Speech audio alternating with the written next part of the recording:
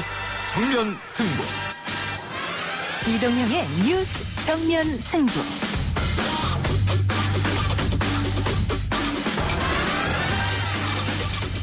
청취자 여러분 안녕하십니까, 이동형입니다. 대북 전단을 빌미로 북한이 공식적으로 남북 소통 경로를 다 끊겠다고 밝혔습니다. 부자는 인간 물들과 대리역적 배당들을 사전 불건 없이 소리 폭탄 처벌해야 한다고 의격하고 있다. 북한은 대규모 군중을 동원한 집회도 열며 우리 정부와 탈북자들을 맹비난했는데요.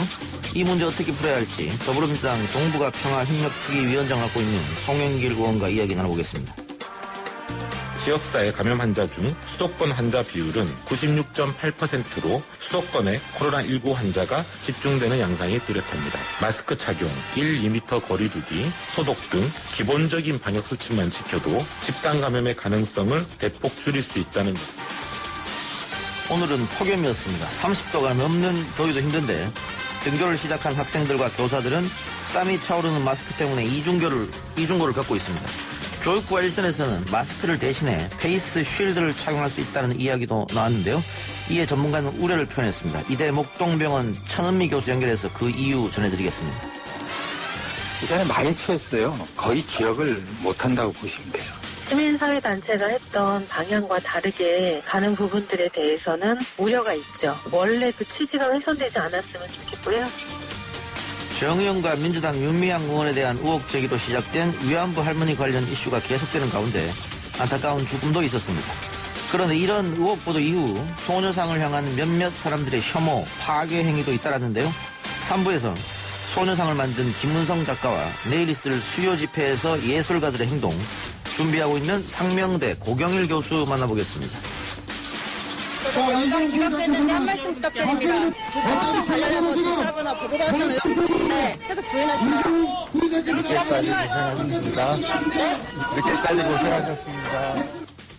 이재용 삼성전자 부회장의 구속영장이 결국 기각됐습니다. 관련 소식 기자 언박싱과 4부 박병과 김판에서 전해드리겠습니다.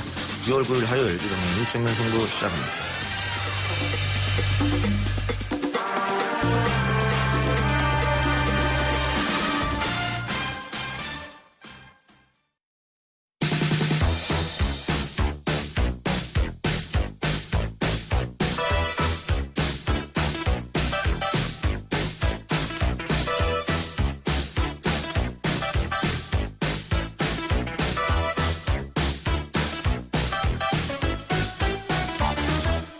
북한이 남북 간 모든 연락 채널을 끊겠다라고 경고했습니다. 통일부는 남북통신선은 소통을 위한 기본 수단이므로 남북 간 합의에 따라 유지돼야 한다는 원론적 입장만 밝혔습니다만 전문가들 사이에서는 개성공단 완전 철거를 비롯한 무력 도발 등 다음 수순에 대한 우려의 말도 들립니다.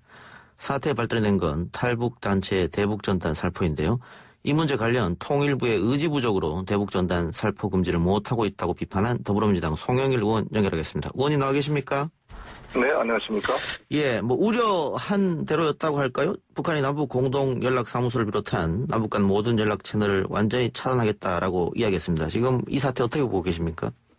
네, 여러 가지로 좀 심각하게 생각합니다. 뭔가 이 돌파구를 마련해야 된다는 그런 생각이 들고요. 예. 또 이게 전화위복의 계기로 활용을 했으면 좋겠습니다. 예. 북한 입장으로서 그 대북 전단 살포가 어떤 힘든 작용을 했을까요? 어떤 점이 불쾌했을까요? 전단 살펴도 불쾌했겠지만, 예. 사실 4.27 합의 이후로 실제로 진행된 게 없잖아요. 그러니까 자기들 입장에서는 2018년도에 문재인 대통령 오셨을 때 백두산까지 김정은 위원장이 직접 안내하고, 예. 평양에서 5일 경기장에서 직접 연설까지 하도록 자기들이 배려를 했는데, 예. 미국 핑계대고 진행된 게 하나도 없다. 그래서 지금 미국 때문에 그렇다는 핑계에 대해서도 불만이 많은데, 예. 이 전단 문제는 미국 핑계될 문제도 아니고, 예. 우리 정부가 의지만 가지면 할 수 있는 건데도 이렇게 안 하고 자신들이 생각하는 최고 존엄의 모욕적인 말들을 쓴 이런 전단지를 그것도 한두 번도 아니고 계속 배포한다는 것은 예. 더 이상 참을 수 없다 이렇게 나오게 된 예. 거죠. 그런데 민주당에서 대북전단 금지법을 만들겠다 이런 얘기를 했었는데 이런 소식을 북한도 들었을 텐데요. 그럼에도 불구하고 바로 이렇게 모든 연락 채널을 끊겠다고 했거든요. 글쎄, 그런 게 한두 번이 아니었기 때문에 예. 그런 불만의 표시를 하는 것 같습니다. 그럼- 이것으로 촉발된 게 이전에 모든 쌓였던 불만이 한꺼번에 터진 게 아닌가 생각이 들고요. 예. 그 의원님께서 통일부의 태도가 논란을 더 키우고 있다라고 비판하셨는데, 그 지금의 법으로도 사실은 그 대북전단 살포를 막을 수 있는데 그거를 하지 않았다 이런 말씀이십니까? 소극적이지 않았나 이렇게 생각이 드는데요. 예. 지금 위험 발생의 방지 조치를 규정한 경찰관 직무집행법 제5조 1항과 예. 정당방위 긴급 피난을 규정한 민법 또 761조 등에 의거해서 국가는 대북전단 살포 행위를 제지할 수 있다라고 이게 2016년 3월 그 박근혜 정부 때 그 대법원에서 그렇죠. 예. 이렇게 판결을 한 겁니다. 예, 예, 예. 이 말은 즉 경찰관 직무집행법에 따라 전단 살포를 금지할 수 있다는 것을 대법원이 인정해 준 거죠. 그러면 예. 좀 더 경찰과 협력을 통해서 적극적으로 이걸 좀 막아왔어야 되는데 너무 소극적으로 방치한 게 아니냐 이런 지적이 있는 거죠. 예. 그러면 이 이후에 북한이 남북 간 연락 채널을 끊고 또 추가적인 조치를 취할 것이라고 봅니까? 굉장히 그럼 우려되는 상황이 될 수도 있는데. 추가적으로 군사적인 충돌 이런 것들로 가지는 않을 거로 생각이 드는데 그래도 어떻게 대응하느냐에 따라 달라 있겠죠. 예. 뭔가 저는 신뢰할 수 있는 상황의 조치가 필요하다 이렇게 생각합니다. 예. 그런데 어쨌든 대북 전단 살포를 하는 대북 단체들은 끊임없이 전단을 살포하려고 할 텐데요. 지금이라도 경찰들이 막아야 된다고 보십니까? 당연히 막아야 되지 않겠습니까? 예. 지금 언론 출판의 자유라고 그러는데 언론 출판의 자유는 서울에서 하면 되는 거죠. 예. 이거는 왜 그러냐면 이 군사 지역, 특히 그 접경 지역에서 이걸 하게 되면 당장 그 지역 주민들이 다 반대하고 그 주민들의 예. 어떤 생활이나 생명에 위협을 주는 거 아니겠습니까? 안전 문제도 있겠죠. 예. 2014년도에 실제 고속포 사격이 있었고 예. 오늘도 제가 김포시장과 통화해봤더니 그때 방공으로 전부 김포 시민들 대피하고 이런 소동이 있었다는 거예요. 예. 다 하고 신경이 좀 곤두서게 되고 다 또 관광객도 안 오게 되고 모든 게 안 좋죠. 예. 그 지역의 영업 활동도 제한을 받게 되고. 예. 그럼 의원님 그 대북전단 금지법, 그러니까 법으로 이걸 아예 못하게 하자 이 주장에 대해서는 어떤 생각을 갖고 계십니까? 당연히 필요하다고 봅니다. 현행 지금 경찰관 직무집행법은 처벌 규정 같은 게 약하거든요. 없거든요. 예. 그 근본적으로 이거를 다 막는 데는 한계가 있어서 예. 아예 접경 지역 관련 법을 개정하든지 아니면 남북 교류 협력에 관한 법률을 해서 넣든지 해서 예. 이런 접경 지역에 있어서의 전단 살포 통일부의 동의 없는 예. 승인 없는 이러한 행위를 통제할 필요가 있다 이렇게 생각합니다. 예. 근데 미래통합당에서는 그 법 제정에 대해서 당연히 반대할 테고 일반 국민 여론도 너무 정부가 북한에 끌려다니는 거 아니냐 이런 지적은 있는 것 같습니다.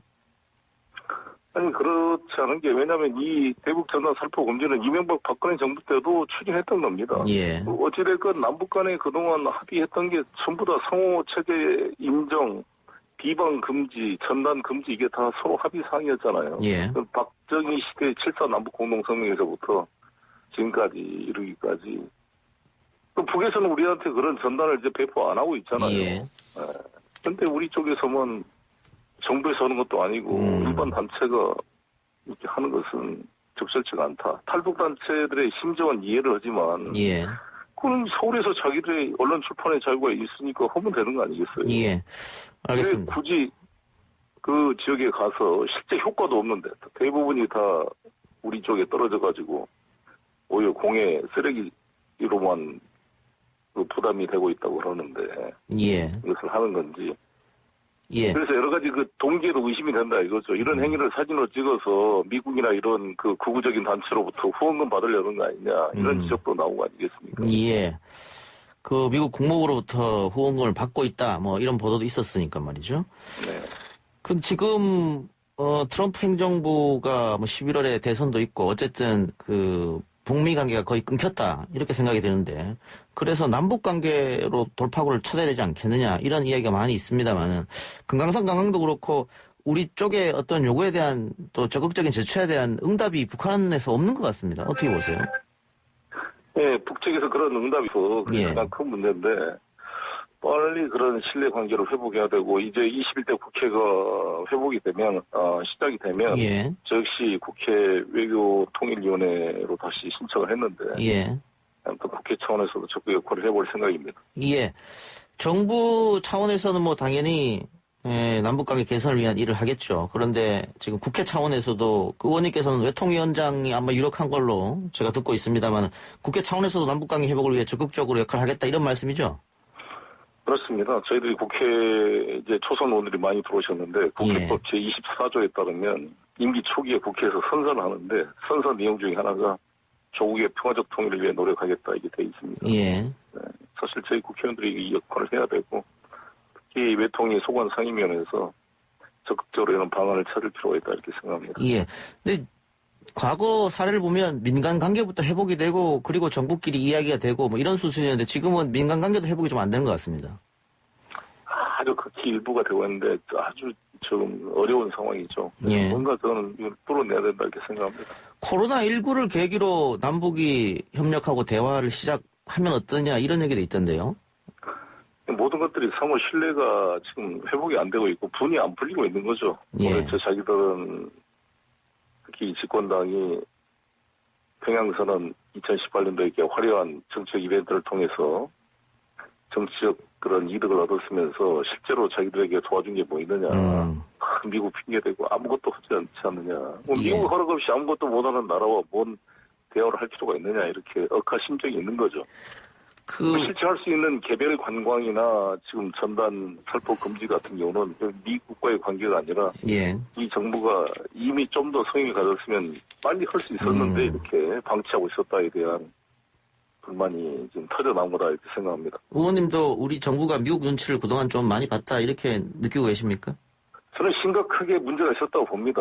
소위 워킹그룹이라는 곳 속에 개성공단 기업인들이 개성공단 한번 방문하고 싶다. 뭐 예. 개성공단을 재개하는 것도 아니고 자기 있는 기계가 어떻게 좀 녹슬었는지 한번 보고 싶다는 거죠. 저도 통일부에서 방북 허가를 안 내줘가지고 6번이나 7번인가 우리 정부에서 그게 거절이 됐어요. 그래서 예. 제가 당시 통일부 장관에게 물어봤어요. 왜 그러냐. 미국이 싫어해서 못했다는 거죠. 그래서 저는 아니 장관이 이 방북 신청 허가까지도 미국의 결재를 받고 해야 됩니까? 그냥 그는 장관이 결재하고 사후 통보해주면 되는 거지. 예. 이런 소극적 태도가 문제였다 이렇게 생각합니다. 예. 오이사 조치와 개성공단 문제는 어떤 생각하고 계십니까?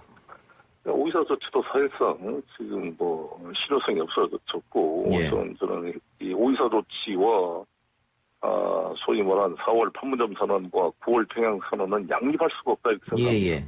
이 문재인 정부가 지금 오이사 조치를 놔두고 4월 판문점 선언, 9.19 평양 선언을 추진하겠다는 것은 자기 모순이다 이렇게 생각합니다. 개성공단 이 모순을 해결해야 예. 된다 이렇게 봅니다. 예. 개성공단 복원 문제는 미국과 관계가 없습니까 전혀? 관계가 있죠. 미국과의 그걸 풀어내야죠. 그래서 미국 관계가 정말 이것도 우리 문재인 정부가 풀어보려고 얼마나 노력을 하고 있겠습니까만 예. 참 어려운 상황입니다. 그래도 저희가 끈질기게 노력을 해야 된다 이렇게 생각합니다. 개성공단 입주 기업은 어쨌든 정부만 바라보고 있을 텐데요. 지금 너무 오랫동안 비워뒀지 않습니까?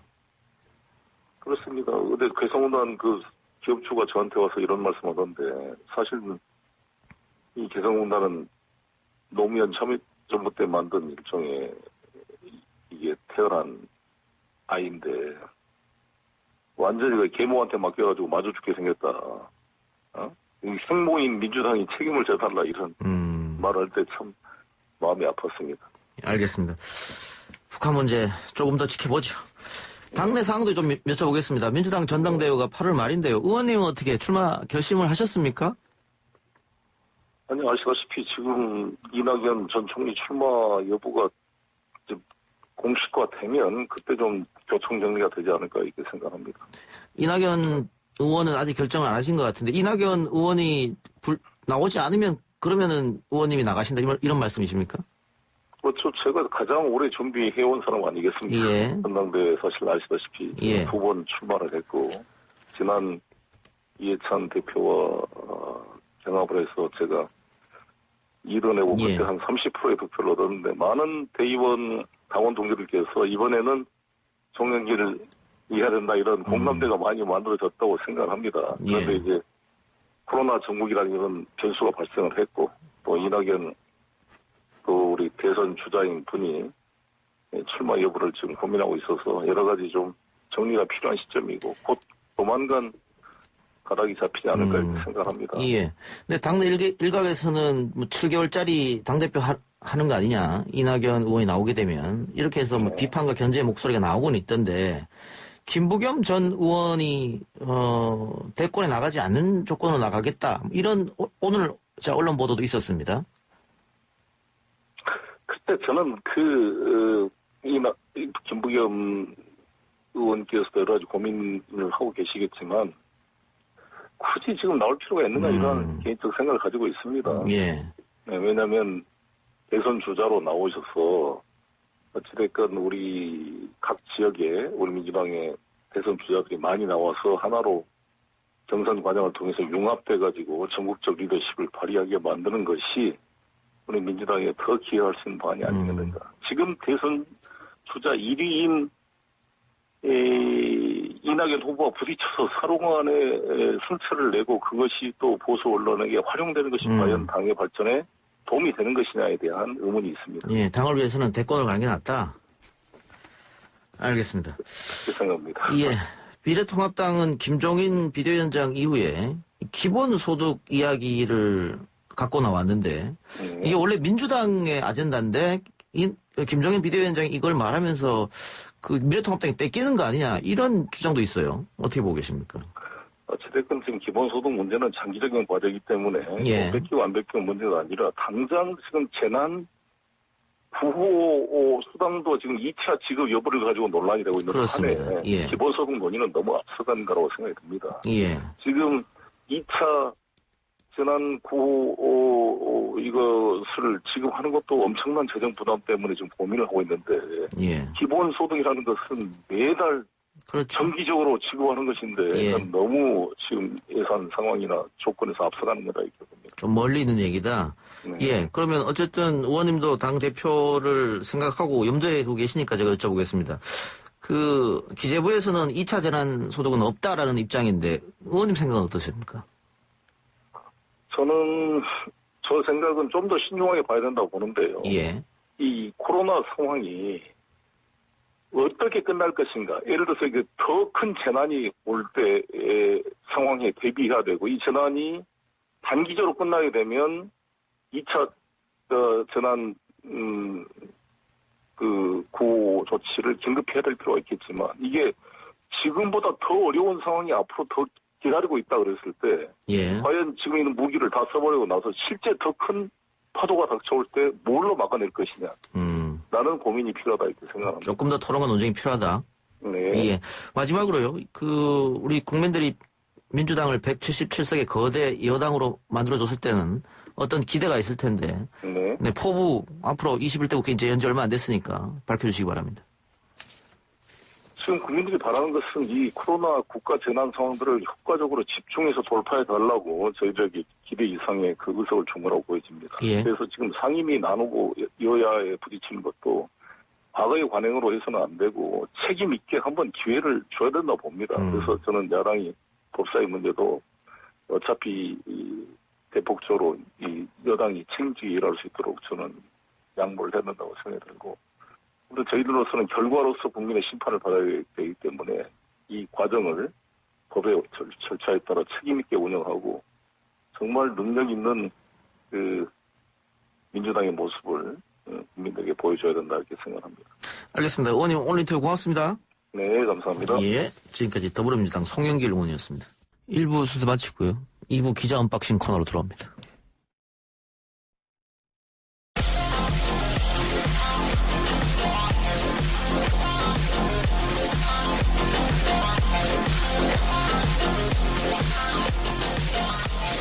오늘 나온 뉴스들 언박싱해드리는 기자 언박싱. 오늘은 헤럴드 경제 배돈 기자 나왔습니다. 어서 오십시오. 안녕하십니까.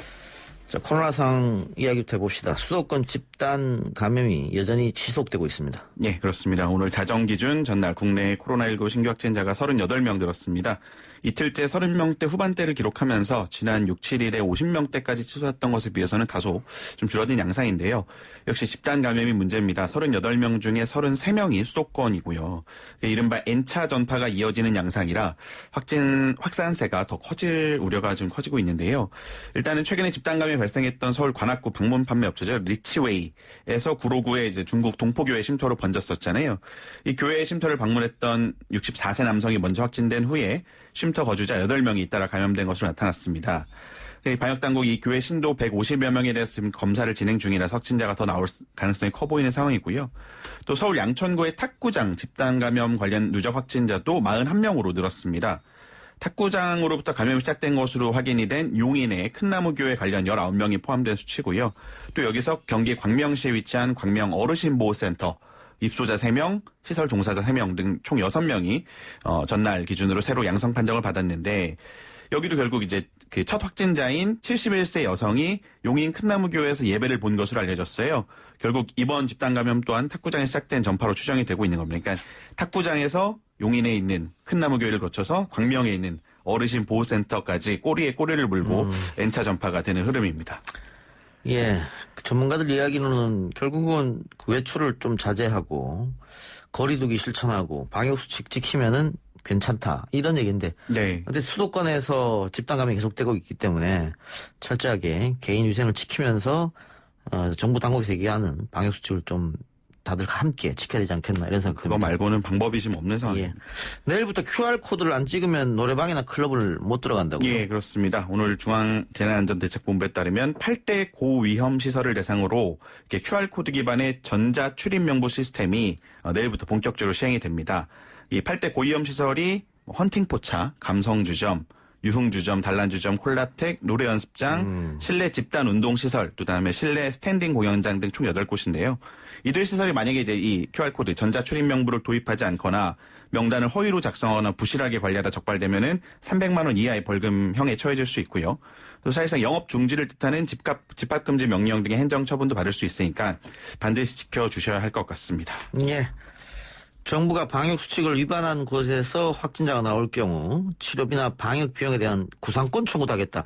아까 이야기한 뭐 벌금은 당연한 것이고 그렇죠. 그걸 나중에는 넘어서. 구상권 청구도 하겠다 이런 얘기네요. 맞습니다. 예. 그러면 뭐 QR코드 정도는 뭐 당연히 좀 지켜줘야 되지 않을까. 최소한 그거는 지켜야지 이제 뭐 피할 수 있는 건데 어쨌든 말씀하신 것처럼 구상권이라는 게 결국 책임을 묻는 거잖아요. 이제 뭐 치료비나 이런 거 책임을 묻는 거기 때문에 단순히 방역수칙을 부실하게 지켰다가 벌금 맞거나 영업정지 당하는 거 훨씬 이상으로 확진자가 나오거나 이 감염이 이제 퍼지게 될 경우에 그 좀 차원이 다른 수준의 경제적 책임이 물릴 수가 있으니까 이런 그 위험업종 종사하시는 분들 좀 철저하게 주의를 하셔야 될 것 같습니다.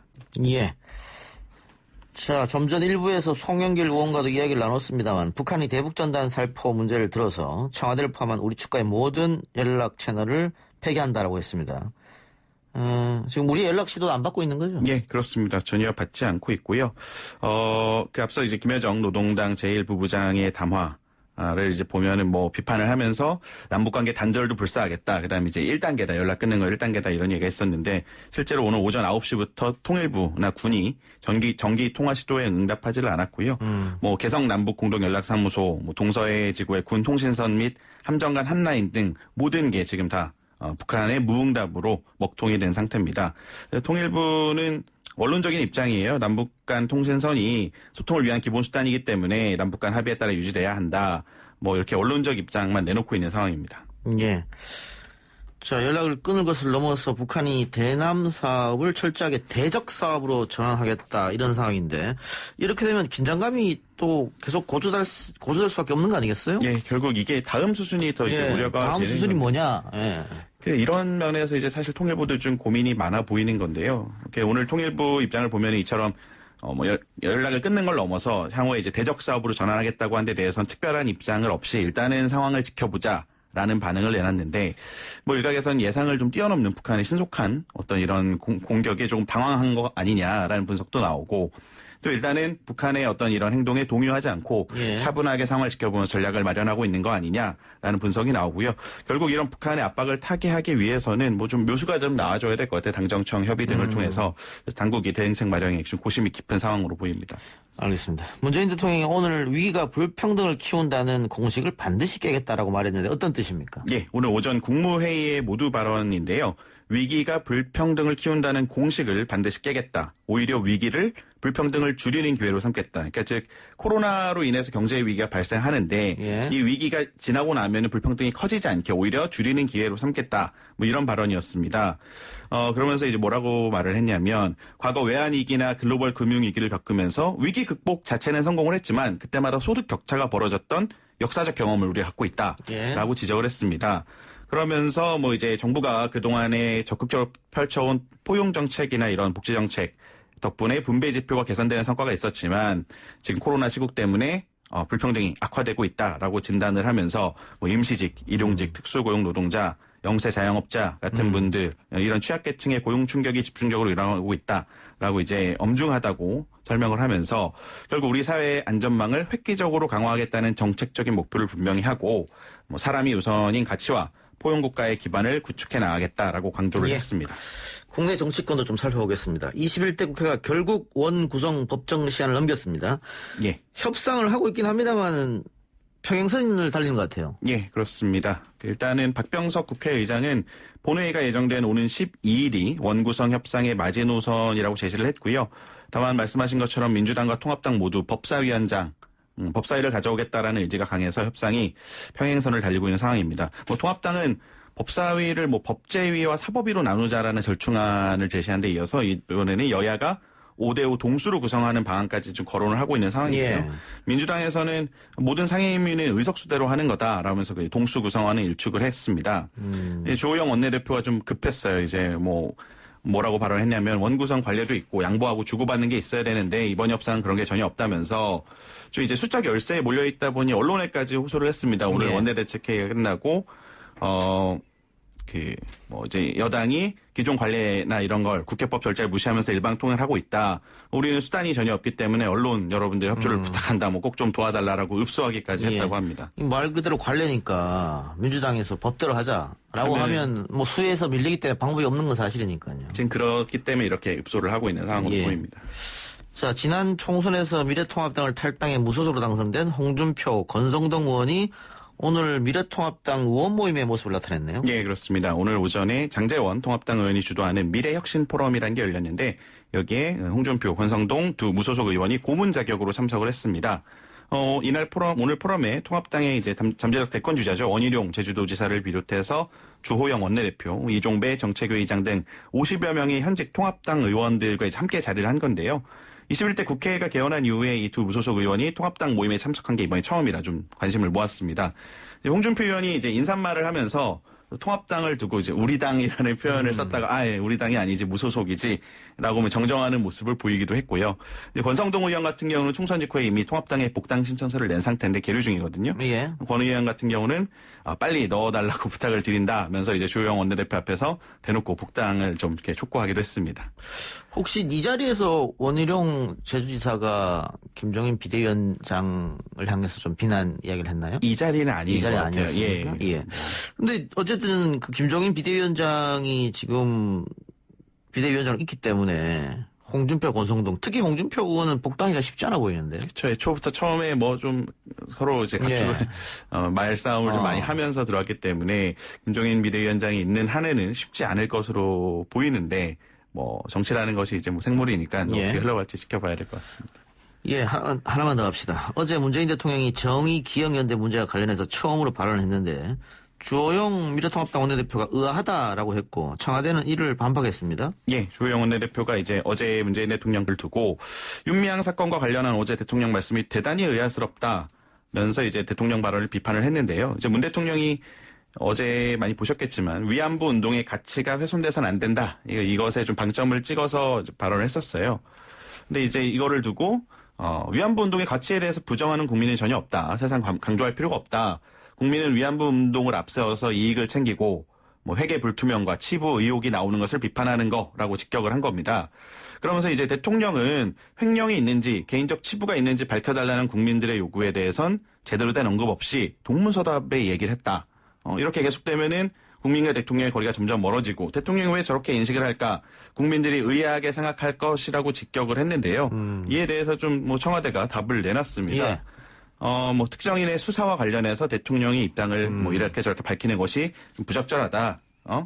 그러면서 이게 적절하지 않은 것이 공감대라고 생각한다. 이렇게 입장을 내놨고요. 뭐 어떤 쪽이 합리적인 건지는 청취자분들께서 각자 판단을 하시면 될 것 같습니다. 알겠습니다. 오늘 기자 언박싱 여기까지 듣죠. 헤럴드 행제 배동 기자였습니다. 감사합니다.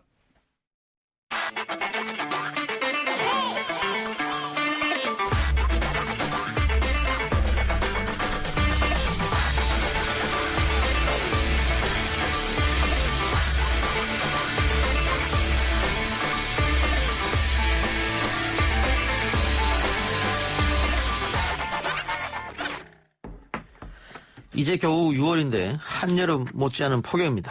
앞으로는 더 더워질 텐데요. 이런 날씨에 마스크까지 써야 하니 숨이 막힌다는 분들 많이 계실 겁니다. 학교 현장도 고민스럽기는 마찬가지죠. 그렇다 보니 대안으로 떠오른 게 안면 보호대인 페이스 쉴드라고 하는 것입니다.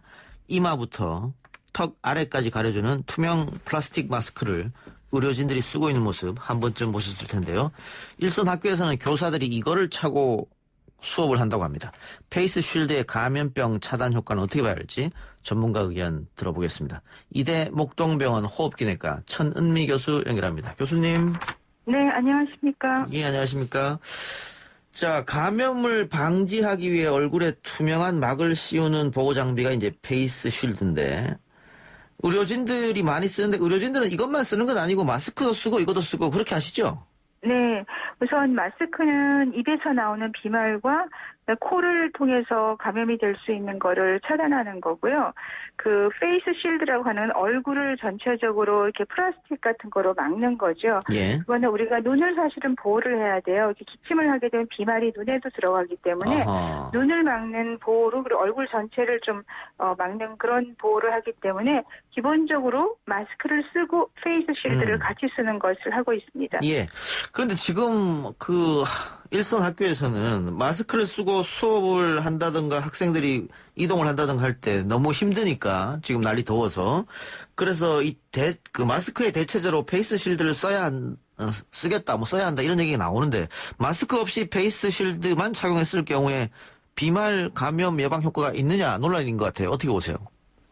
페이스 쉴드는 말씀드린 대로 우리가 눈을 보호하고 얼굴을 보호하는 목적이고요. 예. 기본적으로 그거를 만약 기침을 하게 되면 타인이 만일 기침을 하는데 그 거리가 멀리 떨어진 데서 하게 되면 잠깐 얼굴 쪽에 막는 거는 막을 수 있겠지만 예. 만일 감염자가 기침을 하게 되면 그게 밑으로 다 떨어지거나 밖으로 나갈 수가 있어요. 예. 그러면 페이스 쉴드만 쓰고 있는 경우는 비말이 조금 떠다니다가 그걸 들이마실 수가 있겠죠. 그래서 페이스 쉴드 자체를 우리가 마스크를 대체한다고 생각하면 안 되겠고요. 일부 연구에서 페이스 쉴드가 더 편하고 얼굴에 손도 안 가고 그러니까 마스크를 쓰면 눈 같은 데 비비잖아요. 예. 그런 게 없다고 하지만 사실은 쓰고 계시면 굉장히 불편합니다. 왜냐하면 예. 이렇게 안개가 껴요. 기미설이기 예, 때문에 예. 이게 뭐 일을 할 때 어렵죠. 뭐 식사할 때 당연히 벗어야 되고 그래서 그거는 사실 의료인을 위한 그런 어떤 방어막, 눈을 보호하는 방어막으로 사용하는 것이 지금으로서는 맞고요. 아직은 그거에 대한 페이스 쉴드가 마스크를 대체할 수 있다고는 볼 수 없을 것 같습니다. 예. 마스크를 대체할 수 없는 가장 큰 이유 중에 하나가 이 페이스 쉴드의 아래쪽 부분이 지금 비어있기 때문에 그렇죠. 턱 쪽에 네. 그쪽으로 미세 비말이 들어올 가능성이 있다 이 말씀이죠. 네, 맞습니다. 밖으로 나갈 수도 있고 들어올 수도 있죠. 예. 자, 그러면은 이게 좀 문제가 좀 심각한 것 같은데 이게 지금 이 페이스 쉴드를 만드는 업체에서도 페이스 쉴드가 비말을 막을 수 있는 효과가 있다 이렇게 광고를 하면서 지금 이걸 찾는 분들이 많이 계실 것 같은데 어쨌든 전문가들 입장은 전혀 다르네요. 그러니까 페이스 실드가 우리가 눈을 보호를 해야지만 눈으로 감염을 한 78%를 막을 수 있다고 돼 있어요. 예. 그래서 우리가 안경을 쓰거나 고글을 쓰죠. 의료진들은. 근데 고글이 김서림이 좀 더 심하고 그래서 페이스 실드를 같이 쓰는 거기 때문에 그거를 우리가 좀 편하다고 해서 실드를 쓰는 거는 마스크를 절대 대체할 수 없다는 거 아직까지는 권고되지 않고 있다는 걸 말씀드립니다. 예. 식당에서 쓰는 투명 위생 마스크도 있지 않습니까? 이건 더 안 되겠네요, 그러면. 그거는 안 되죠. 그건 정말 우리가 침이 튀는 걸 음식에 막는 그런 정도의 용도이기 때문에 예. 비말을 막을 수는 없습니다. 예. 그런데 그 중고등학생들은 그나마 조금 참아가면서 마스크를 쓸 텐데 유치원생들이나 이 초등학생들은 마스크 쓰는 것 자체가 조금 힘들지 않을까, 여름에는. 혹시 다른 어떻게 방법이 없을까요? 대체하는 것들이나? 우선 마스크는 벗었다 켰다 하면 안 되고 계속 착용하고 있는 게 가장 중요합니다. 예. 그래서 지금 여름 같은 경우에 덥기 때문에 이제 비말 차단용 마스크나 덴탈 마스크를 많이 찾는 이유가 그 이유인데요. 예. 우선 어린아이라도 학생이라도 덴탈 마스크나 비말 차단용 마스크를 코와 턱을 잘 가려서 착용을 해주시면 되고요. 우리가 이제 마스크 착용을 오래 하는 게 가장 힘들어요. 그렇기 때문에 학교가 끝나면은 사실은 집에 오게 되면 마스크를 쓸 이유가 없죠. 그렇죠. 외부 활동을 하면 마스크를 꼭 써야 되니까 가능하면 학교엔 집으로 오고 우리 일상적인 지금 확진자들이 많이 나오고 있는 거를 방지하기 위해서도 우리가 사회적 거리두기, 그러니까 생활의 어떤 대중시설 이용을 자제하는 것이 필요하지 않습니까? 예. 네, 그런 면에서도 마스크를 저녁까지 착용하지 않기 위해서는 집으로 바로 가는 것이 좋은 방법일 것 같습니다. 그러니까 비말 차단용 마스크 그 정부에서 얘기한 500원짜리 마스크 그것 말씀하시는 거죠? 네, 맞습니다. 예. 그건 아무래도 숨쉬기가 편하니까. 네, 편하지만 약간의 차단용 그 기능은 우리가 덴탈 마스크나 비슷하지만 KF4보다는 떨어질 수 있기 때문에 밀폐된 공간에 장시간 있을 때는 조금 그런 면에 대해서는 저희가 한번 확인을 해볼 필요가 있고요. 만일에 호흡기가 많이 약한 분이나 그런 경우에는 KF80 정도를 조금 쓰는 것도 도움이 될 것 같습니다. 그러면 이 500원짜리 비말 차단용 마스크는 하루 쓰고 바로 교체해야겠네요? 네, 그렇죠. 왜냐하면 이게 하루 종일 쓰고 있으면 그 앞쪽에서 우리가 침이나 이런 게 묻지 않습니까? 예. 그러면 그것을 흡수하는 게 한계가 있기 때문에 가능하면 하루에 하나 정도는 갈아주는 게 꼭 필요하겠습니다. 예. 저도 오늘 KF94를 쓰고 나왔다가 너무 더워서 편의점에서 6,500원 주고 열매 샀습니다. 비말 차단 마스크. 너무 덥더라고요. 예. 네. 조금 낫더라고요. 훨씬 낫기는 이렇게 차고 네, 있습니다. 무게가 절반밖에 안 되니까 훨씬 가볍죠. 예. 코로나 상황 관련해서도 여쭤보겠습니다. 수도권을 중심으로 확진자가 계속 나오고 있는데 이 수도권을 중심으로 확진자가 계속 나오는 이유는 역시 뭐 클럽발이라든가 그 쿠팡발이라든가 이런 문제 때문이겠죠. 네, 그렇죠. 초반에 이제 해외 유입에 의해서 조금씩 모르게 감염이 되고 있다가 생활 방역으로 돌리면서 젊은 층 중심으로 뭐 물류센터라든지 그런 곳을 통해서 감염이 되는데 우리가 그것을 다 확진자를 찾기가 사실 불가능하지 않습니까? 예. 그 과정에서 우리가 이제 무증상 감염자들에 의해서 감염이 되면서 지금은 이제 취약계층인 노령층이나 그런 분들한테 많이 감염이 되고 그러다 보니까 입원이라든지 이제 중증으로 가는 확률이 높아졌어요. 그래서 그 연쇄고리를 지금 끊는 것이 제일 중요한데 지금 코로나19의 특징을 보면 연쇄고리를 끊는 가장 좋은 방법은 저는 사회적 거리두기라고 생각합니다. 그래서 그런 모임 자제라든지 그런 것이 가장 중요하다고 생각합니다. 예. 뉴질랜드가 지금 확진자 0명이 나오면서 코로나19 종식을 선언했습니다. 그래서 우리가 생활 방역으로 간 게 너무 빠르게 한 게 아니냐 이런 지적도 있는데 교수님 어떻습니까? 다시 강력한 사회적 거리두기로 돌아가야 된다고 생각하십니까? 지금 이 시점에서? 이제 사회적 거리두기가 코로나19를 예방하는 가장 좋은 방법이긴 한데요. 예. 우리가 이제 경제가 너무 어려우니까 그것이 바로 돌리기가 어렵죠. 그렇다면 지금 상태에서 생활 방역 상태지만 우리가 모임이라든지 여러 가지 생활 태도는 사회적 거리두기에 준하는 그런 방식으로 이행을 하게 되면 앞으로 조만간 조금 더 좋은 결과가 있을 것 같고요. 그리고 뭐 9월, 10월 되면 좀 희망적으로 백신이 혹시라도 개발이 되면 우리가 이 어려운 시기를 좀 지낼 수 있지 않을까 저는 개인적으로 기대를 하고 있습니다. 예, 정부에서 강력한 사회적 거리두기로 돌아간다 이렇게 하지 않아도 국민 개개인이 방역 수칙 잘 지키면서 개인위생 철저히 하다 보면은 좀 나아지리라 이렇게 판단하시고 계시네요. 그렇죠. 네네. 그 등교 개학은 어떻습니까? 이대로 계속 유지를 해야 되는지 부모님들이 학부모들이 굉장히 걱정하고 계신데. 네, 이제 등교를 대부분 다 하긴 했는데, 일주일에 한두 번 가는 경우가 많기 때문에, 부모님들도 아이들도 걱정을 하고 있어요. 근데 이제 아직까지 학교를 통해서 감염이 확진이 나오진 않았다고 하지만, 이렇게 지역사회 감염이 많이 되고, 수도권을 중심으로 대규모 감염이 일어나게 되면, 분명히 학교를 중심으로 감염이 생길 수가 있겠죠. 예. 그래서 그런 면에서 우리가 조금 더, 방역을 철저히 하면서 조금 지켜보다가 정말로 이 수도권 감염이 확산이 많아지고 학교로 감염이 된다면 그때는 우리도 어쩔 수 없이 사회적 거리두기로 다시 돌아갈 수밖에 없지 된다. 않을까 예. 생각합니다. 수도권만이라도 거리두기로 돌아가자 이런 주장도 하는 분들이 계신 것 같아요. 네, 사회적 거리두기가 가장 코로나19 예방에 좋은 방법입니다. 그렇지만 지금 경제가 거의 5, 6개월 동안 너무 어려운 분들이 많기 때문에 그 점을 우리가 또 꼭 생각을 안 할 수가 없는 부분이거든요. 예. 그래서 조금 우리가 국민 개개인이 하여튼 지금은 서로 개인 방역을 잘 지켜주면서 예. 이 시기를 지나가는 방법이 저는 제일 좋은 방법이라고 생각합니다. 알겠습니다. 교수님 오늘 인터뷰 여기서 마무리하겠습니다. 감사합니다. 네, 감사합니다. 네, 지금까지 이대목동병원 호흡기내과 천은미 교수였습니다. 1, 2부 순서 마치고요. 저는 6시 뉴스 듣고 6시 10분에 3부로 돌아옵니다. 글쎄 안 들려 들을 뉴스 없어 아무 뉴스도 귀에 들어오지 않아 듣고 또 들어도 들을 뉴스 없어 만든 게 2%야 이동영의 뉴스 정면승부 YTN 라디오 이동영의 뉴스 정면승부 3부 시작합니다. 정의원과 윤미향 의원에 대한 의혹 제기가 그로 인한 후폭풍은 위안부 피해 회복과 사죄 요구 운동의 상징으로 여겨지던 소녀상에게까지 이어졌습니다. 내일은 60 민주항쟁 기념일이자 종로구 일본 대사관 앞에서 1443차 수요 집회가 열리는 날입니다. 이곳의 소녀상 앞에 소녀상 작가와 예술가들이 모인다고 하는데요.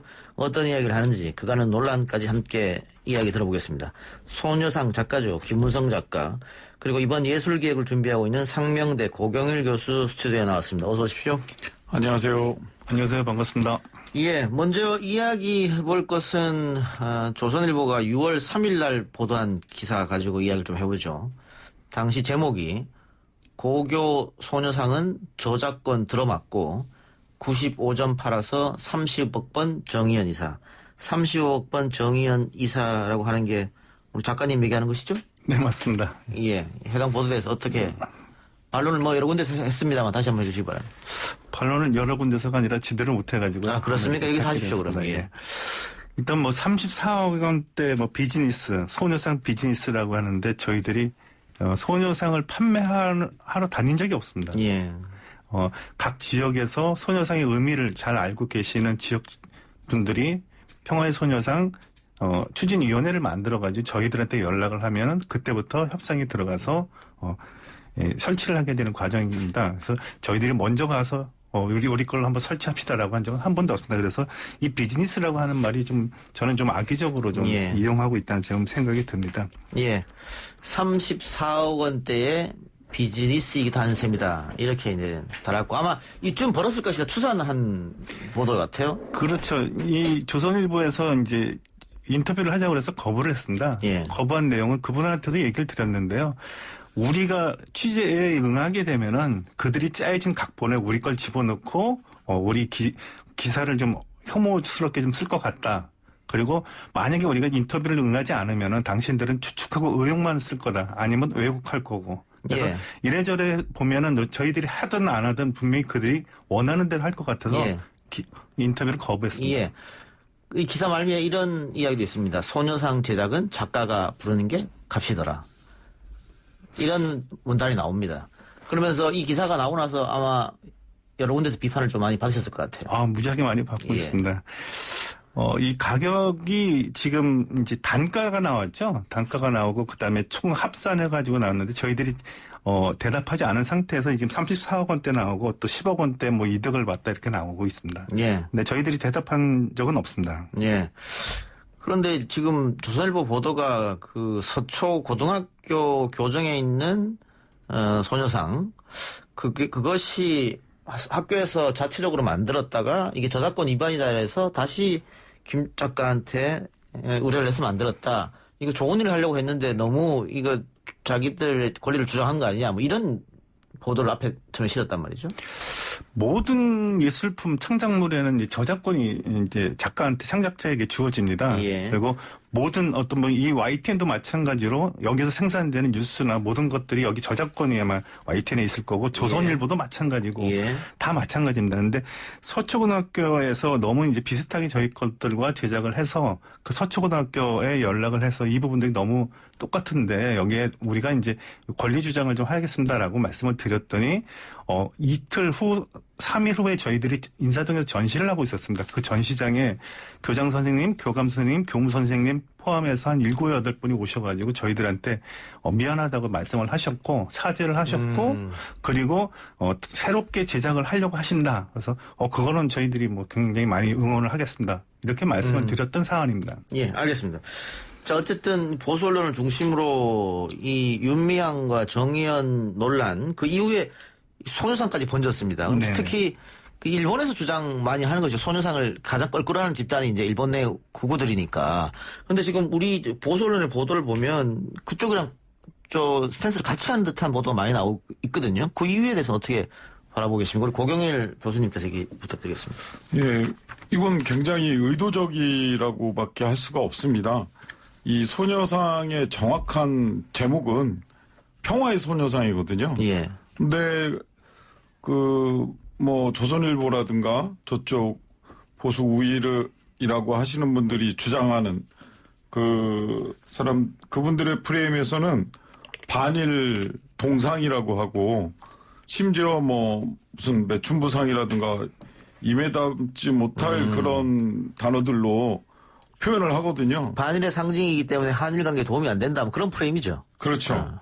근데 정말 이거는 상식적으로 누가 생각해도 우리 시청자들이 생각하셔도 이해가 안 가는 부분이고 상식적으로 접근할 수 없는 부분입니다.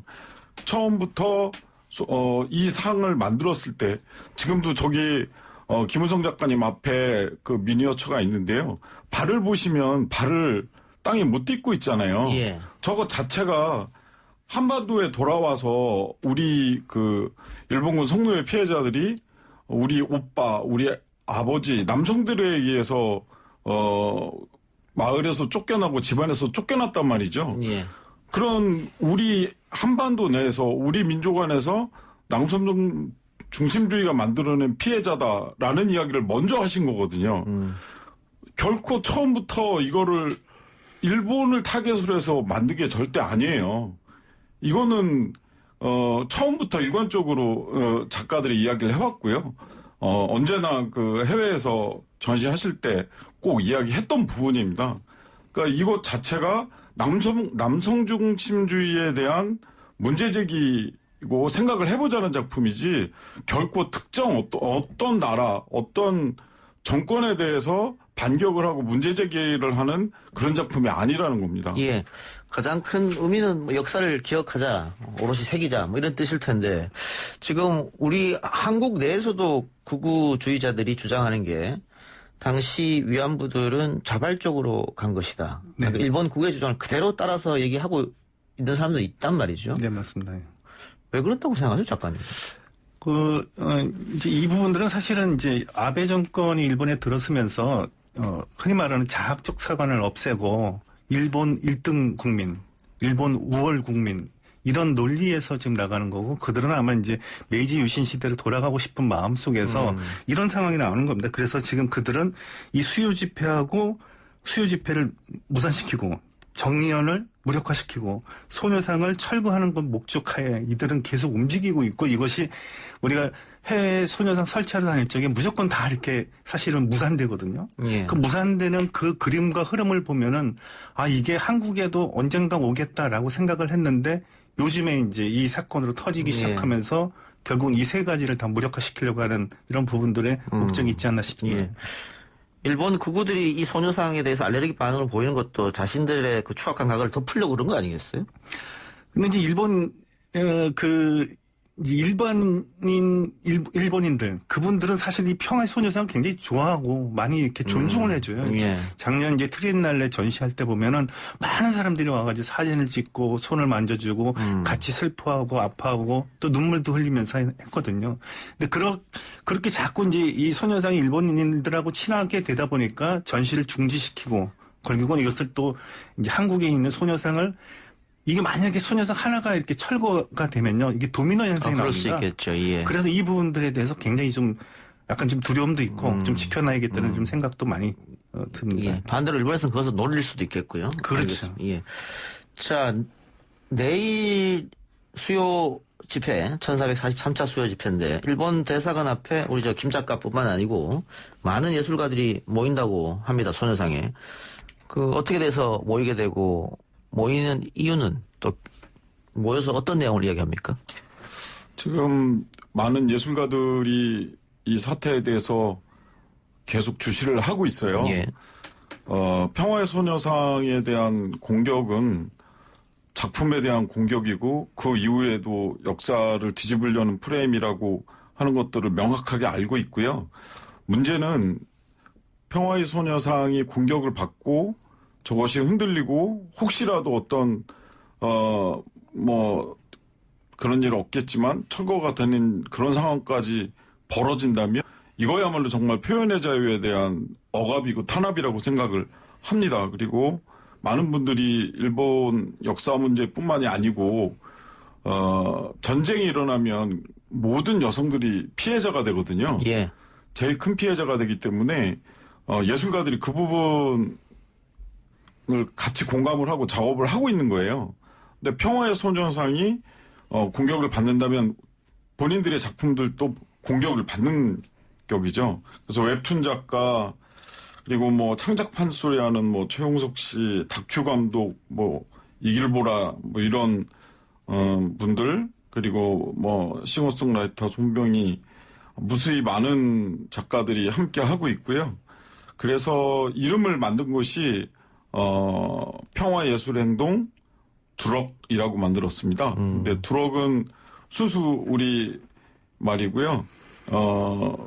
어떤 집단이 여러 집단이 조금씩 다른 집단이 모여서 공동체를 이룬다는 뜻이거든요.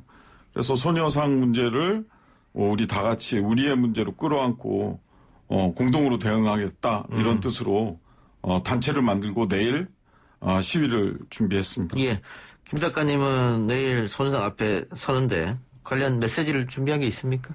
좀 해명을 하고 싶은 내용이 있는 겁니다. 지금 아까 이제 서초고등학교 이제 기사가 나와서 서초고등학교 말씀드렸었고, 태백에 이제 제작되어진, 이제 태백 평화의 소녀상이죠. 근데 계속 저는 이제 의심을 좀 하고 있었어요. 그러니까 태백 소녀상 작가들의 멘트를 따고 저희 작가들의 멘트를 따가지고 계속 싸움시키려고 하는 이런 부분들이 있어가지고 저희들은 그쪽 작가들에게 대응을 안 했어요. 사실은. 그리고 그쪽 작가들하고 이제 통화를 하면서 좀 이제 저희들이 이제 권리에 대해서 말씀을 드리고 이제 상의를 좀 하고 있었는데 아니나 다를까 이 작가들이 저희들한테 메시지가 왔습니다. 그러니까 자기네들은 하지도 않은 이야기가 이렇게 나와가지고 우리 김석영이 굉장히 공격받는데 굉장히 미안하다, 죄송하다 이렇게 지금 메시지를 보내줬거든요. 나중에 좀 공개를 좀 하려고 하는데 이 작가들 싸움시키는 게 아니고 저작권이면 저작권에 대해서 또 기자들이 공부를 하고 그리고 어떤 것이 어떻게 표피적으로 이렇게 똑같냐 안 똑같냐가 아니라 이 작품 배경이 무엇인지 좀 보면서 저작권에 대해서 좀 알면서 좀 이렇게 했으면 좋겠는데 작가들만 따가지고 저작권을 싸움시키려고 하는 이런 모습들 우리가 좀 이렇게 피해야 되지 않나 좀 생각이 듭니다. 하지도 않은 말을 했다고 그것도 기사로 나왔다는 건 좀 충격적이네요. 그렇죠. 알겠습니다. 정의연 문제도 이야기를 좀 해보죠. 정의연 회계 문제는 검찰이 조사를 지금 하고 있는 상황이니까 작가님은 정의연과 오랫동안 함께 했으니까 이번 의혹 제기 어떻게 생각하십니까? 의혹과 추측이 이제 난무할 수밖에 없는 과정인데 지금 지금은 의원이죠. 이제 윤명 의원이 나름대로 이제 성실하게 해명을 했음에도 불구하고 왜 이제 개인 통장을 공개를 안 하냐? 대중에게 공개를 안 하냐. 근데 그때 이제 사실 윤미향 의원이 분명히 얘기를 했죠. 그러니까 검찰하고의 이제 다툼에 대한 부분들이 있으니까 이 부분들은 쉽게 자기가 공개를 못하겠다. 검찰에 가서 제대로 한번 붙겠다. 이런 말씀을 하신 거거든요. 그리고 저희들이 이제 정의연 이사를 하면서 이제 토론을 하면서 했는데 저희들이 봤을 적에 문제가 없었습니다. 그러니까 개인이 착복하거나 뭐 이렇게 횡령하는 게 없기 때문에 저희들은 윤명 의원을 뭐 지지하고 응원하고 있습니다. 예. 자, 이용수 할머니에 대한 이야기도 많이 있습니다.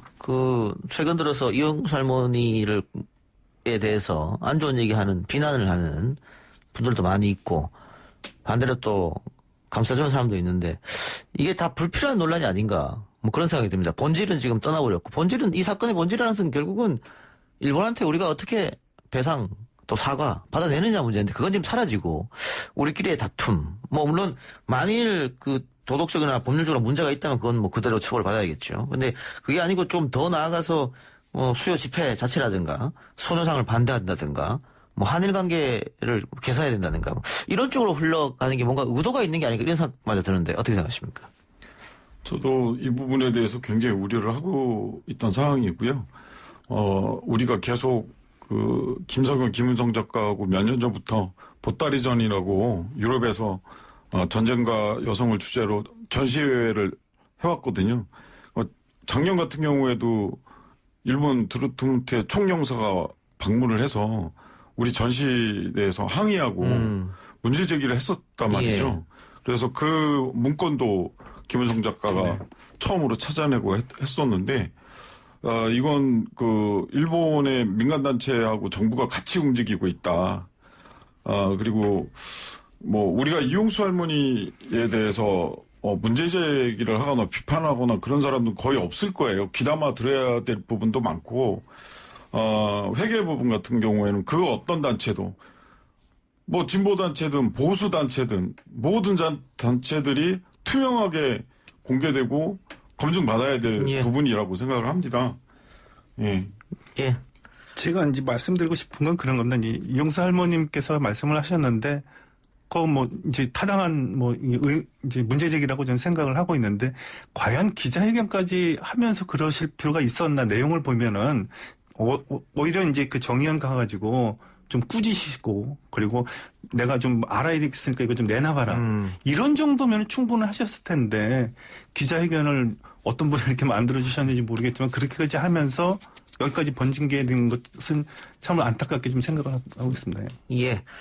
알겠습니다. 내일 어쨌든 수요 집회 소녀상 앞에서는 작가와 예술가들이 많이 있다고 하니까 거기에서 어떤 이야기가 나올지 조금 우리가 주목을 해보고요. 수요 집회를 중단해야 된다 이런 주장에 대해서는 어떻게 생각하세요? 지금 이제 이번에 24일 날 이제 보수 단체가 수요 집회를 지금 신청해서 보수 집회가 소녀상 주변에서 이제 같은 장소에서요? 같은 장소가 아니라 이게 신청을 하는데 신청을 보수 단체가 먼저 신청을 한 거죠. 이게 순서가 있거든요. 그래서 이쪽에서 좀 늦게 해가지고 보수 단체가 이제 그걸 집회를 하게 돼서 참 안타까운 상황이 나와서 저희는 이제 연합뉴스 쪽에서 이제 집회를 하고 그분들은 이제 소녀상 앞에서 하는데 아까도 그분들이 주장하는 건 뭡니까? 그러니까 이제 아까도 말씀하셨지만은 일본군을 따라다니면서 돈을 벌었다. 이런 형태들에 대한 내용들과 이것은 한일 간에 문제를 생길 수 있는 내용이고 이것이 반일 동상이기 때문에 철거를 해야 된다. 이런 내용과 그런 것을 중심이 되는 수요 집회는 없어져야 된다. 그리고 수요 집회 때문에 계속 이렇게 학생들에게 나쁜 걸 가르친다. 이런 식의 내용들이잖아요. 근데 그런 부분들이 사실은 아까도 말씀드렸다시피 이게 일본에서 계속 주장했던 내용이거든요. 그래서 그런 부분들이 한 요인, 한 부분이라고 저는 생각을 하고 있습니다. 알겠습니다. 고 교수님께서 마지막으로 한마디 하고 방송 마치도록 하겠습니다. 저는 우리 수요 집회는 걸음이라고 생각합니다. 우리 사회에 영양분이 되고 처음엔 냄새나고 좀 눈을 피하고 싶을지 모르지만은 우리 사회를 건강하게 하고 역사를 이끌어가는 힘이 된다고 생각하거든요. 내일 그리고 모레 계속해서 많은 분들이 수요 집회를 참여를 할 텐데 이거를 통해서 우리 역사와 우리 사회가 잘 건강하고 건전하게 진보해 갔으면 좋겠습니다. 예. 이 윤미향 의원 의혹과 또 정의연 문제가 왜 이념 논쟁으로 번지고 또 한국 내 갈등으로 이어지는지 이해가 좀 안 되는 측면이 있습니다. 알겠습니다. 두 분 말씀 오늘 여기까지 듣겠습니다. 수고하셨습니다. 네, 고맙습니다. 감사합니다. 3부 순서 마치고요. 4부 박변과 김판 코너로 돌아오겠습니다.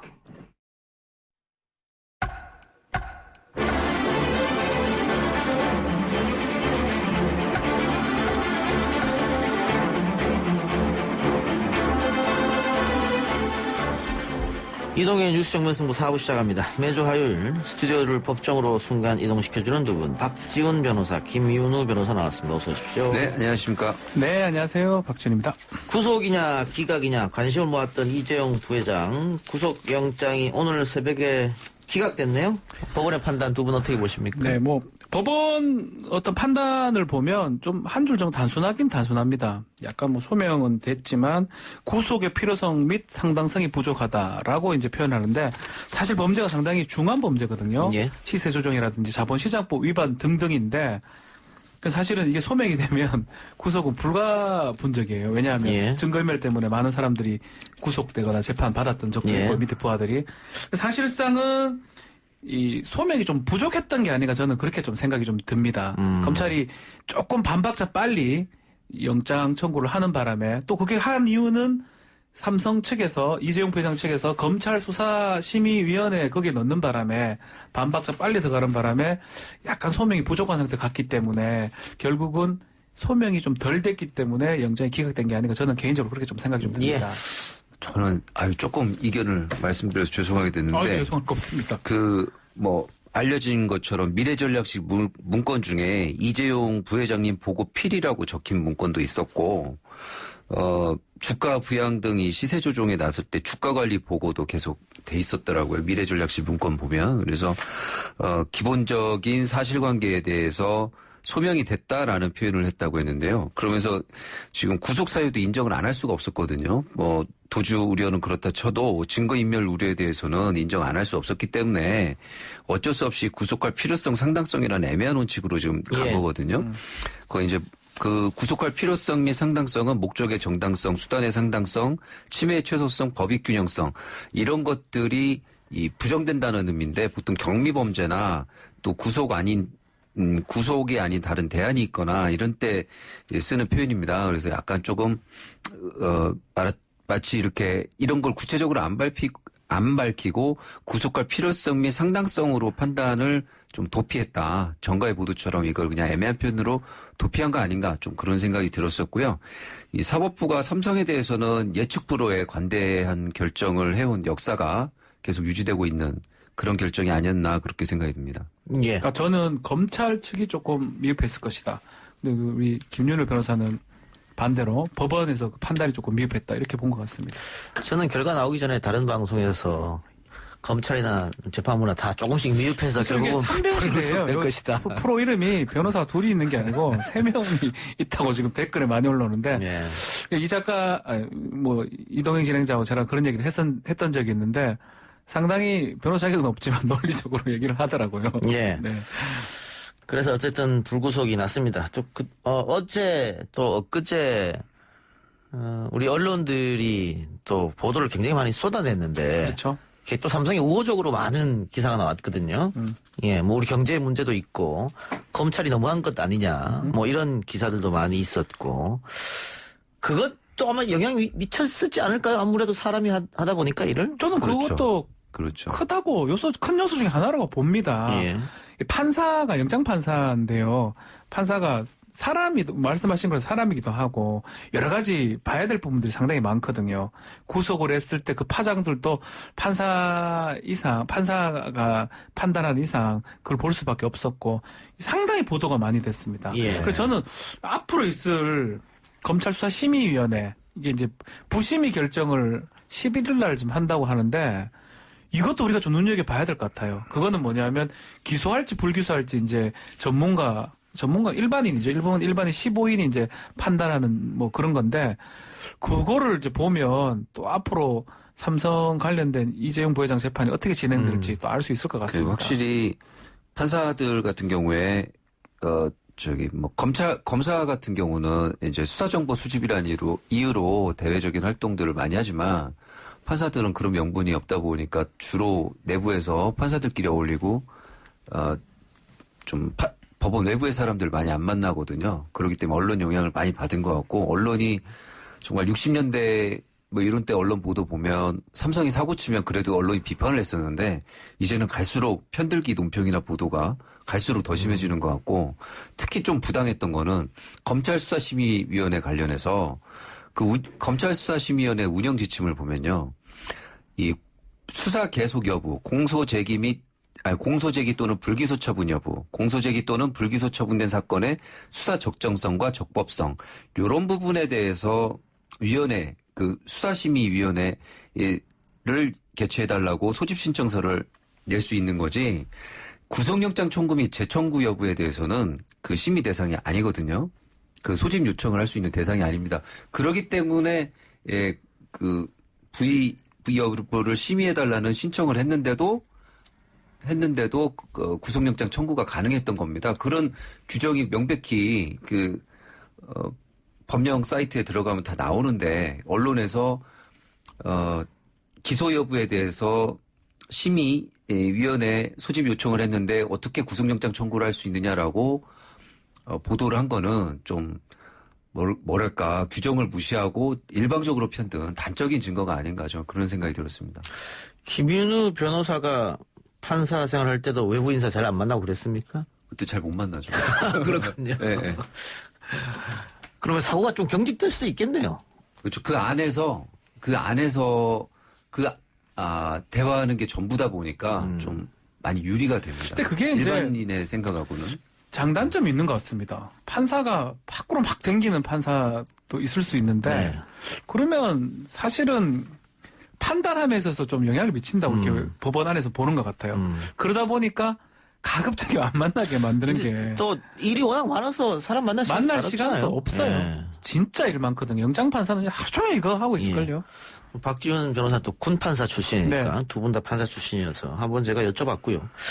자, 이게 쟁점이 된 거는 결국은 경영권 승계와 관련된 건데 이 삼성 바이오로직스 분식회계 같은 경우에는 경영권 승계를 하려고 분식회계를 했다 이렇게 그렇죠. 되는 거잖아요. 검찰 주장은요. 그러니까 분식회계만 이제 보면은 이제 다 맞아 떨어지는 건데 이 불법성이 뭐 있었느냐 없었느냐 그거는 논외로 하고 일단은 분식회계 증거를 인멸하려고 했던 사람들 다 처벌받았으니까. 그렇죠. 이재용 부회장이 이걸 알고 있었냐? 혹은 그게 핵심입니다. 직접 지시가 있었느냐? 지금 삼성 측에서는 몰랐다. 아래 사람이 알아서 했다. 네. 이런 거였지 않습니까? 물론 다른 증언이 나오게 됐습니다만 이 부분은 어떻게 결론이? 예. 아직 그거에 대해서 어떻게 이제 영장 단계에서 판단했는지 정확하게 나오지는 않고 있지만 아마도 기각이 된 걸 봤을 때는 몰랐거나 최소한 지시하지 않았던 것으로 판단한 것으로 보입니다. 그렇지만 여러 가지 다른 증거들이 너무나 많거든요. 뭐 예컨대 최지성 그 미래전략 전 실장이죠. 보고했다고 진술을 했던 바도 있고 또 프로젝트 G라고 문건이 지금 검찰이 갖고 있는 걸로 알려져 있습니다. 이게 뭐냐면 승계를 하는 방안이에요. 이재용 부회장한테. 그래서 이런 어떤 뭐 자본을 회계를 바꾼다든지 아니면 이른바 워린 버핏한테 이걸 판다든지 뭐 이런 것들을 검토했던 자료들이 있습니다. 상속세 부분하고. 그런 것들이 있는 걸 봤을 때는 최소한 이재용 부회장한테 이런 게 보고가 됐을 가능성이 높아 보이는데 일단은 영장 단계에서는 뭐 정확하게 확인은 안 되고 있지만 보고를 못 받았거나 알 수 없었다는 것을 받지 않을까 생각이 듭니다. 예. 근데 보통 영장 기각할 때 단골 손님으로 나오는 증거인멸 우려가 없고 도주 우려가 없다. 그렇게 봐야. 요거는 빠졌어요. 예. 그러면 이거는 뭐 당연한 그 부분에 대해서는 도저히 부정할 방법이 없었던 게 이미 증거인멸로 실형을 받은 직원들이 있기 때문에 예 거기다가 삼성이라는 조직이 굉장히 일사불란하지 않습니까? 지금 이 부회장의 말대로라면 이 부회장이 하나도 안 시켜도 알아서 증거인멸을 하는 조직인데 이 부회장이 구속 안 되고 가만히 있는데 그럼 직원들이 증거인멸도 안 하고 입맞춤도 안 하고 가만히 있을 거다라고 기대할 수 없잖아요. 안 시켜도 알아서 하는데. 상당히 논리적이시네요. 네네.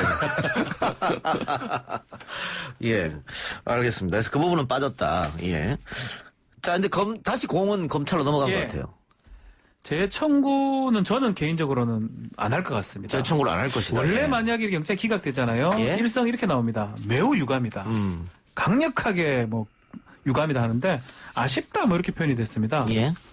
아쉽다 하고 깜짝 놀랐어요. 이렇게 중요 사건에 어쩌면 검찰에 명운을 걸고 영장 청구를 한 건데 아쉽다가 좀 약해 보이거든요.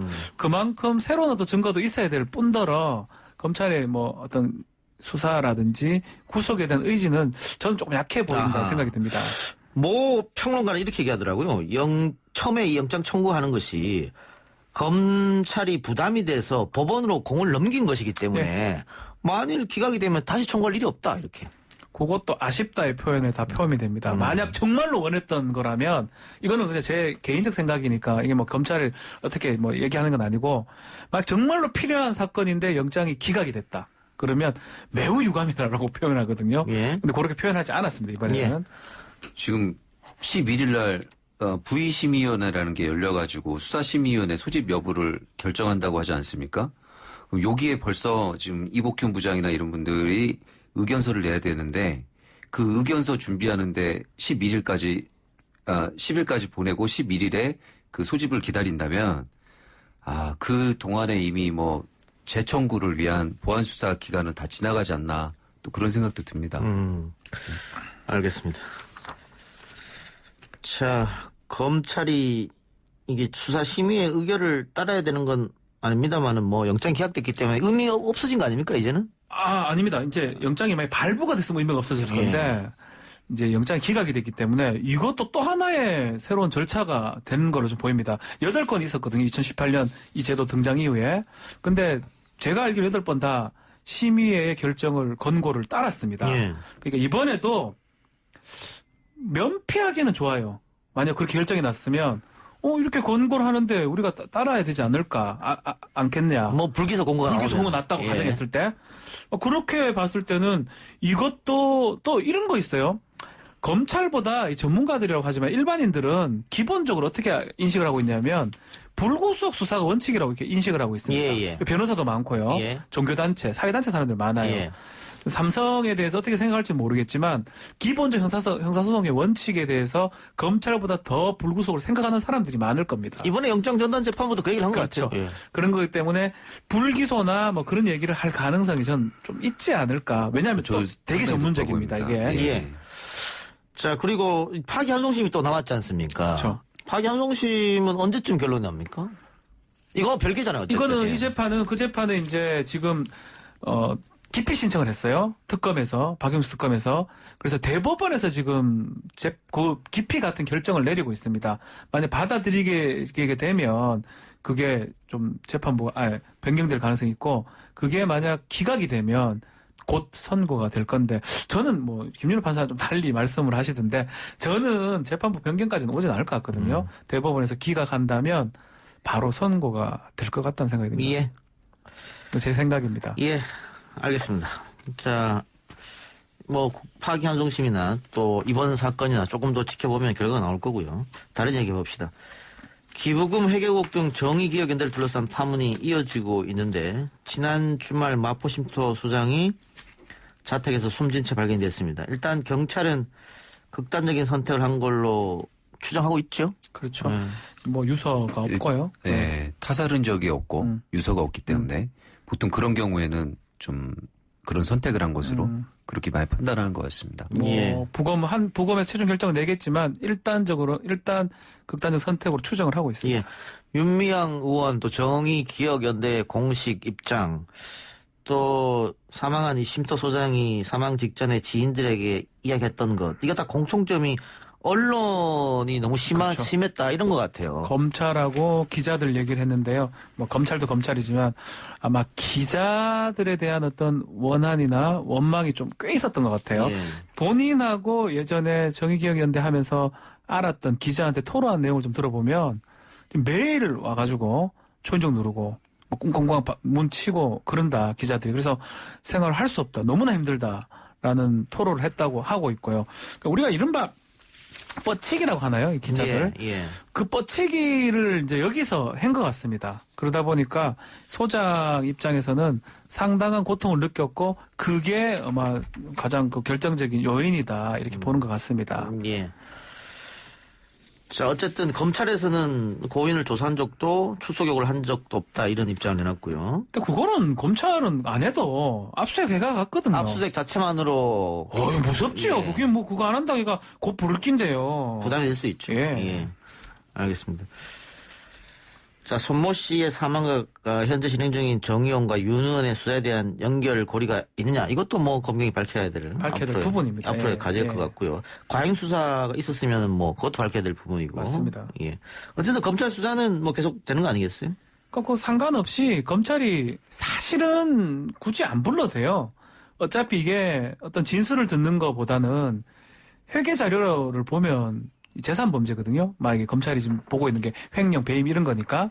그러니까 회계 자료대로 파악이 가능합니다. 굳이 뭐 손 소장 이런 사람 불러서 확인할 부분 사실 없기 때문에 뭐 검찰이 이제 뭐 혐의 입증을 해낸다, 자료만 제대로 분석을 한다면 혐의 입증하는데 큰 문제는 없을 겁니다. 만약 있다면요. 예. 또 한편으로는 이게 쉼터에 대한 압수수색, 이 사망한 소장과 그 위안부 피해 할머니 두 분만 살고 계시는 곳인데 굳이 여기를 압수수색 해야 될 필요가 있었느냐, 뭐 이런 이야기 나온 것 같습니다. 그러니까 정의연 사무실을 20일 날 압수수색을 했는데, 예, 그때 찾는 자료가 사무실에 없었던 모양입니다. 그래서 어딨냐고 하니까 쉼터에 있다고 답변을 했는 모양인데요. 이 부분부터 이제 좀 얘기가 달라집니다. 그러면 이제 영장이 없으니까 쉼터를 강제로 압수수색할 수는 없지 않습니까? 그러니까 그쪽에 있는 자료를 이미 제출해달라고 요구를 한 모양입니다.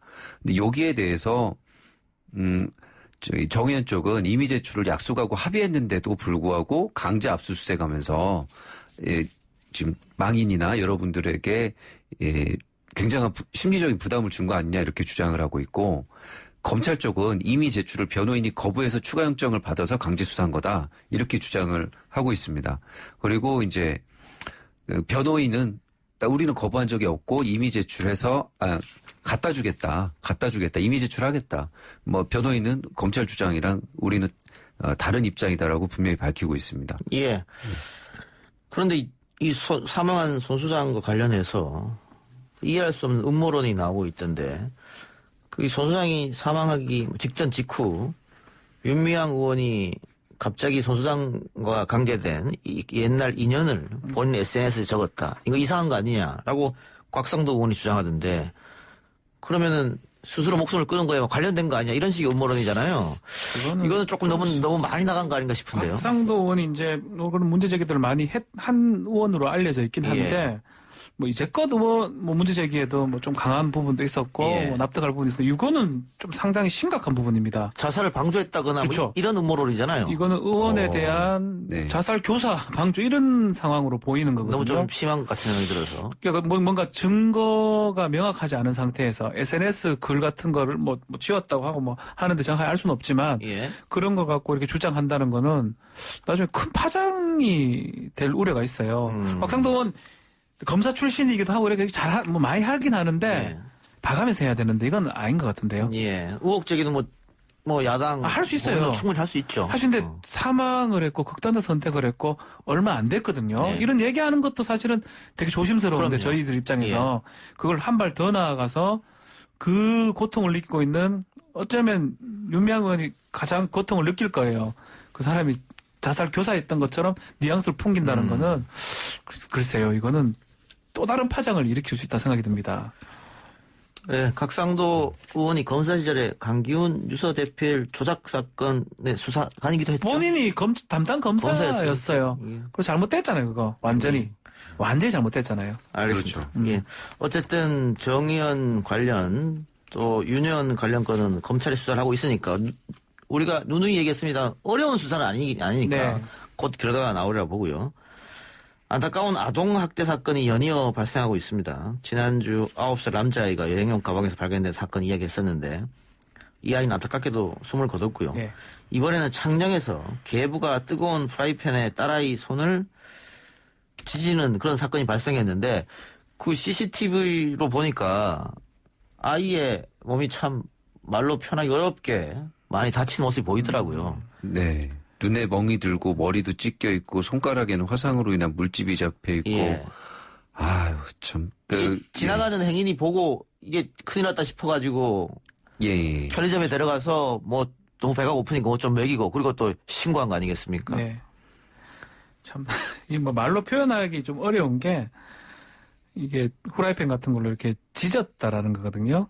이게 뭐 학대 얘기도 많이 나오지만 이거는 학대 이상 같습니다. 예, 폭력이네. 폭력도 보통 폭력이고 고문 같은 게 들고 이런 일이 자꾸 반복되다 보니까 뭔가 우리 사회에서 이거를 좀 제대로 못 하고 있는 게 아닌가 이런 저도 어른으로서 좀 자괴감이 많이 드네요 지금. 예. 연이어 지금 일어나고 있기 때문에 그러면 우리 시스템에 문제가 있는 건 아니냐 뭐 이런 생각. 아동복지 시스템에 저는 이거 뭐 요 얘기해 줄 시간이 다 됐는데 민법 얘기를 좀 하고 싶어요.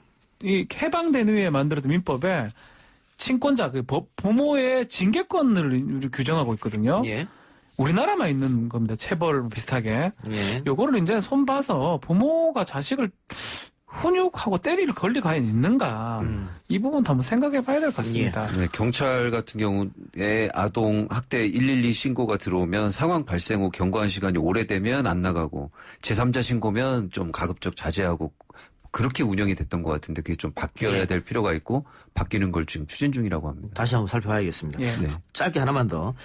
이 전북 전주의 40대 대부업체 대표가 전통시장 상인들에게 수백억 원을 투자받아 잠적했습니다. 그 수백억 원의 피해 상태가 발생했는데 이거 피해를 입은 시장 상인들이 돈을 돌려받을 수 있습니까? 그게 가장 중요한 건데. 지금 계좌로 봤을 때는 금액이 턱없이 부족하고요. 예. 사실은 민사소송을 새로 해야 됩니다. 아마. 아니, 민사소송을 하더라도 돈이 없으면. 빼돌렸을 가능성도 크고요. 받기가 쉽진 않아요. 뭐 현금 보입니다. 뽑아서 뭐 옛날처럼 마늘밭에 숨기거나 했으면은 정말, 어렵다고 봐야 되겠죠. 예.